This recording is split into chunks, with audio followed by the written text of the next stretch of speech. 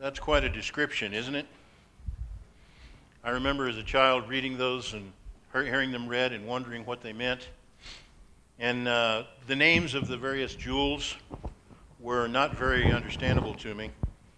I did some rock hunting, but these were old names for some of these rocks, isn't it? You'll notice that in the reading that Sean did, a couple of the names they used were emerald and ruby. They didn't use those in the King James translation. So we had names like chrysoprase and beryl and some of the other things. Amazing story, though, of what heaven and hell. We looked at hell a little bit last week, not going into complete detail by any means. And the same thing is going to be true this morning with heaven. We're not going to be able to go through it in complete detail with every scripture that's on the subject, even though there aren't really that many in the scriptures on the subject. There's some amazing things we learn about it. We are going to go through this passage and get a sense of what he's talking about. By the way, this passage comes from Revelation chapter 21. When you think of Revelation, what's the first thing you think of? All right, never mind. Do you see this as a book that's easy to understand? No? You don't? Well, the reason is because it's in picture language. The word itself is apocalypse. The word revelation is the Greek word apocalypse. What it really means is something that is understood by a select group, but not by everybody. It means it's revealed, but only in a way in which certain people will understand it. How many of you feel like you're that certain people that understand it? We don't, do we? In fact, I've said it before, and I'll say it again. I do not believe Revelation was written for you and me.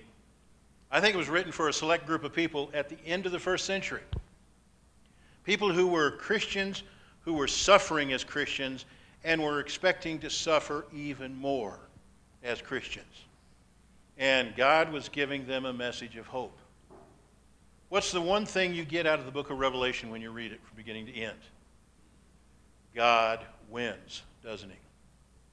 No matter what happens, God wins.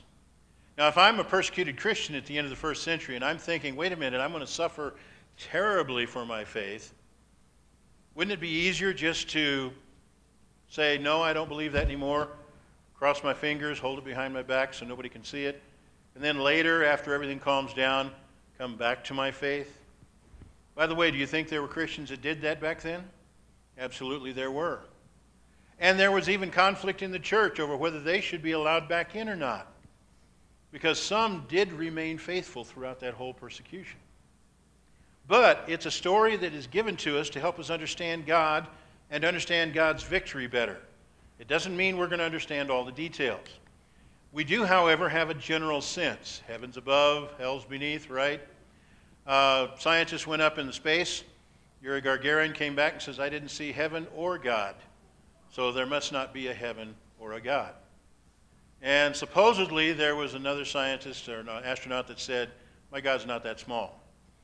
Maybe that's what was said, maybe not, maybe it's just a good story. But the idea of it is we have this sense of heaven above and hell beneath. Part of that is because heaven has several definitions. If we go to Webster, for example, and look, we see there's an expanse of space above the earth, and that seems to be the concept of heaven, is that which is up there. And it's an expanse of space over that. However, the second definition of it from Webster is that it's a dwelling place of God. It's a place where God dwells, and the blessed dead dwell there also. How many of you, when you die, want to be one of the blessed dead? Okay, that's good. A couple of you didn't raise your hand. We'll talk to you later. A spiritual state of everlasting communion with God. That's the sub-definition of a blessed state. But if we go through this, we see that heaven is a literal place. Now, is it a literal place in the sense of a physical place? Can we go to Mars and find heaven there, for example?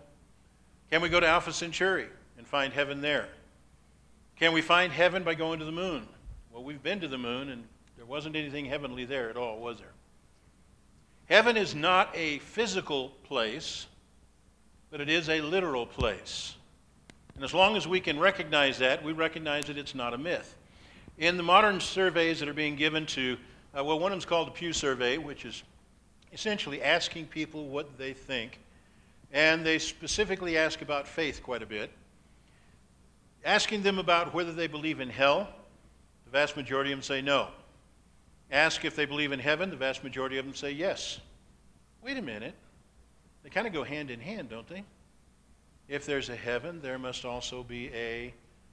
All right, maybe that's not the way most people think, but the idea is really they don't want to think that way because heaven's a place of reward. I like that, so I'm going to believe in that.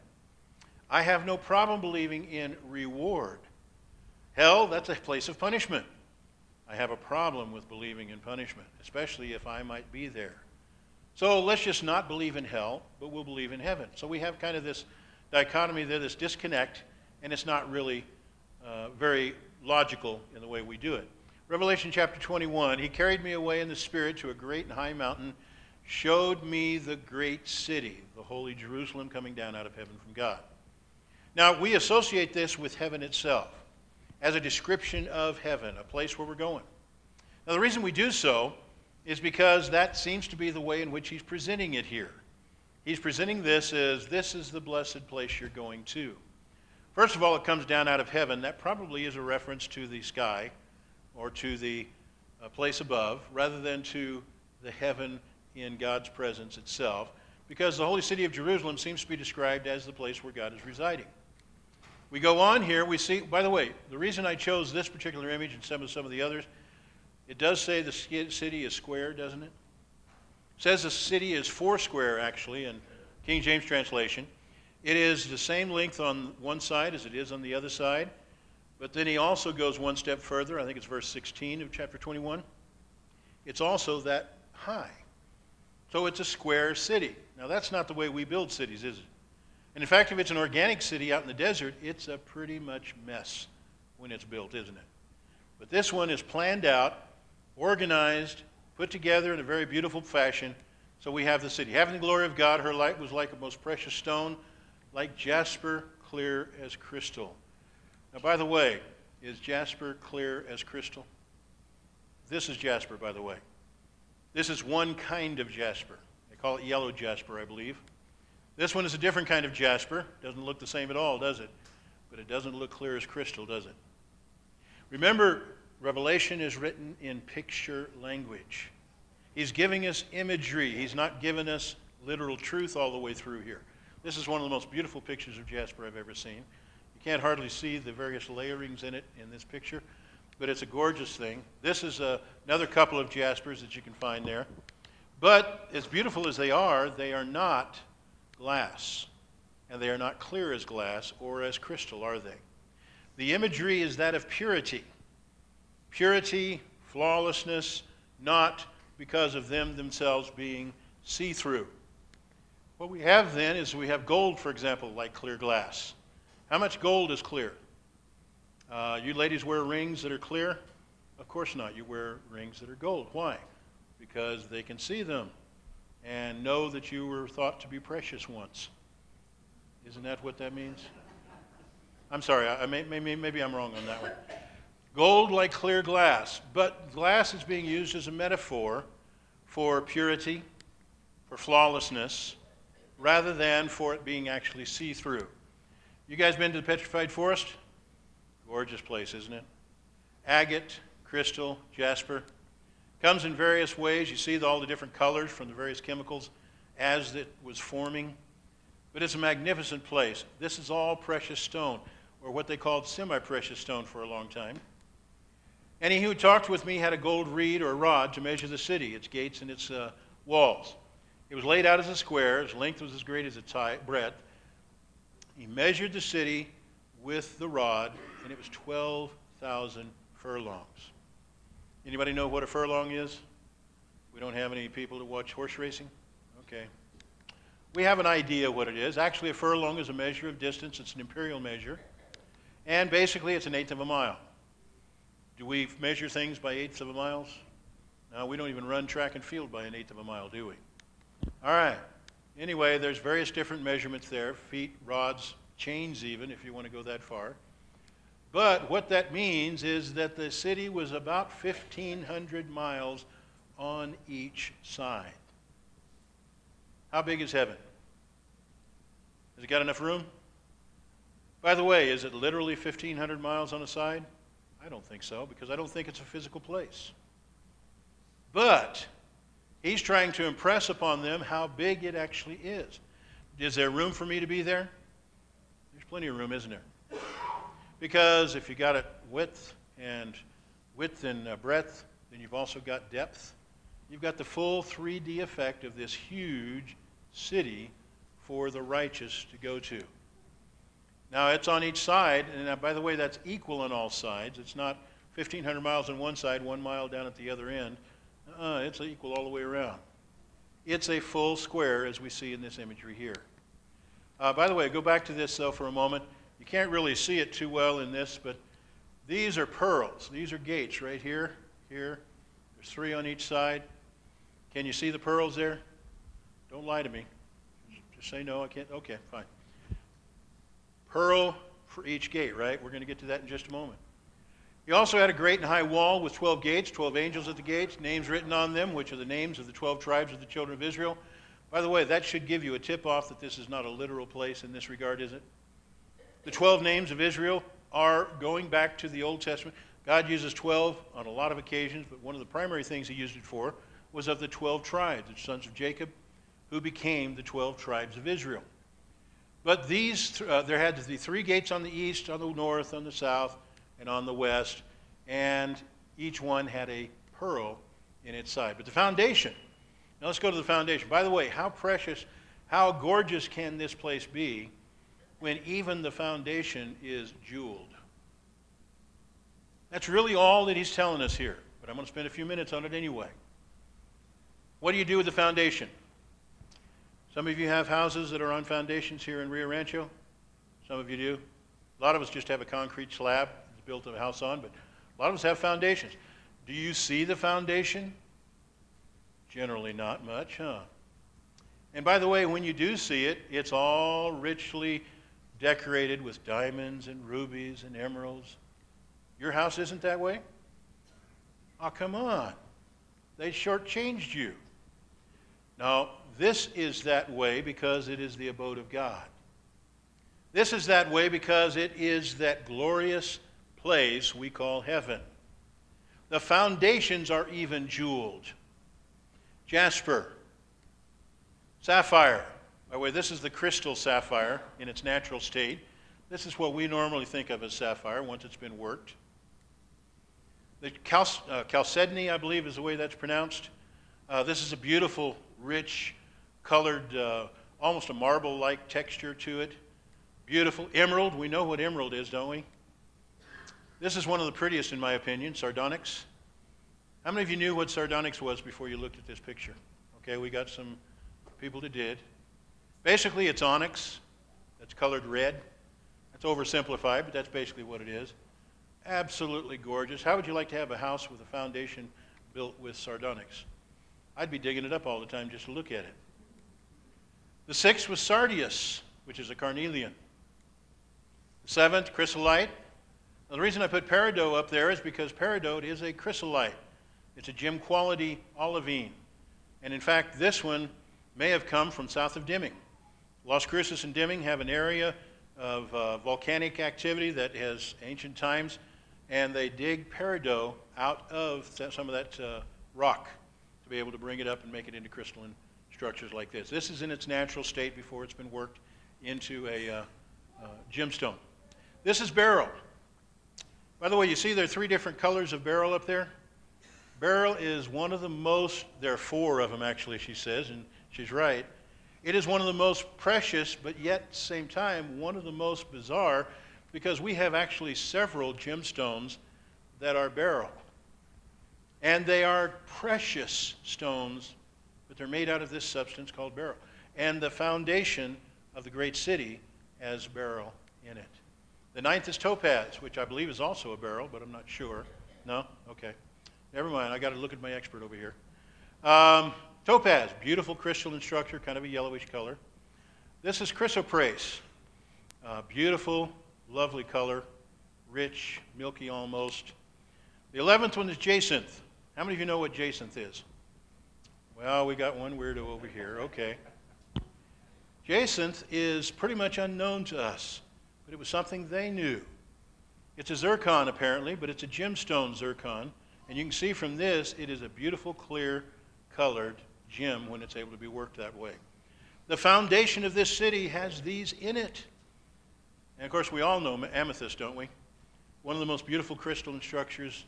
It's found a lot in volcanic activity, and Brazil has some of the most massive and incredible views of it. But it gives us these beautiful purple-colored stones. And the foundation of the city of God is filled with these gems. That what goes under the ground to support it is of such precious material. An amazing place. The 12 gates, they're of pearl, aren't they? By the way, I couldn't get any pearls the size of a gate. Not to mention, in fact, the Bible doesn't tell us how large the gates were. Give you a suggestion, though. According to some of the old writings, Herod's temple had gates or doors, gates, what do you want to call them, that entered in, that were as much as 50 feet tall. By the way, 50 feet tall doors from here to the back door, front door over there is about 50 feet. And this would have been standing up, and that would be the gates entering in. Would this gate have been that large? Possibly. I don't know. One single pearl per gate. That pearl was the gate. How big of an oyster would that take? Just thinking. All right. But these gates were made of pearl. Why? Because pearl was precious, wasn't it? It was rare. These were done naturally back then. They weren't done in farms where they artificially put a little chip of shell into an oyster and hoped that it would form over time, and then harvested them so they could have these. They're not really synthetic shells. They're really literal pearls, but they're made, they're forced, if you will. These weren't. They would have to literally find an oyster that accidentally had gotten a grain of sand into its mantle, or perhaps some other obstruction, and then it coated it with this material. Lustrous, beautiful. How many of you in here have pearls? Absolutely, a lot of you do. You ladies love pearls, don't you? They're kind of mundane now with all the artificials we've got, but they're beautiful, aren't they? The gates of the city were made of, how precious is this city? By the way, we're talking about a time period, I should have gotten a picture of this, but I didn't, in which the houses they lived in were not really much more than mud huts. You remember that? And he's talking about something this grand. By the way, how grand was the temple in Jerusalem, Solomon's temple, when it was done? It was magnificent. Why? Because he did everything to set it apart from everything else around about him. No public buildings that would have had the filigreed gold on it. No place of gathering. No place that they would have known that would have actually had this kind of gorgeous, beautiful material. But pearls, nevertheless, as the gates. The street of the city was pure gold, like transparent glass. Now notice the word like. The streets are not transparent glass. They are what? Pure gold. Can you pound pure gold out thin enough that it'll be transparent? No. Can you purify it enough that it'll be transparent? No. By the way, this is about the purest gold you can find, is that which is sold actually as a commodity in bar form. It is not transparent, is it? It is like transparent glass. The English language is a metaphor. Like or as. It's not literally that way. It's similar to. So we see the pure gold like transparent glass. Oh, by the way, this is what we normally recognize it as, don't we? Something like King Tut's tomb, which, by the way, why that wasn't stolen in ages past, we don't understand and know. It wasn't, but it was there when we found it into it. But gold comes in forms of powder, nuggets, various other kinds of things. And he showed me a pure river of water of life, clear as crystal, proceeding from the throne of God and of the Lamb. Can water be as clear as crystal, literally? Sure it can, can't it? Is it, however, normally that way? Not always, is it? The Jordan River is pretty muddy, pretty ugly. In fact, we have an Assyrian general who argues when Isaiah tells him to go dip in the River Jordan. He says, I've got some clearer rivers up there where I come from. I'm going to go up there. No, that wouldn't work, would it? But here is a river coming down from God, and it is clear as crystal. It's the water of life, though. This is crystal. We are somewhat familiar with crystal. We know it's common. It's common enough that we don't even pay attention to it, don't even consider it precious for the most part. But it's not liquid. It's rather glass-like, actually. Now, this one is an interesting one. This is from a cave in Mexico. You see the man standing there? That is not a computer-generated image. That is an actual image, photograph taken in the crystal cave in Mexico. Those are crystals, calcium carbonate crystals, that he's standing on and standing under. Here's another picture of a similar type thing. Crystal is common, isn't it? Even in massive forms sometimes. Revelation 2 tells us that heaven is in the midst of the paradise of God.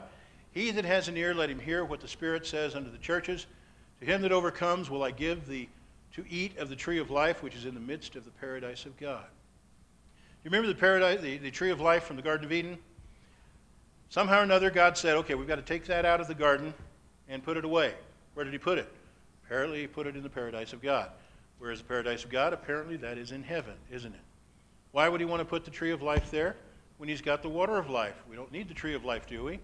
Well, maybe we don't, but we do have it there. And in fact, he says the streets are lined with these trees as you go into heaven.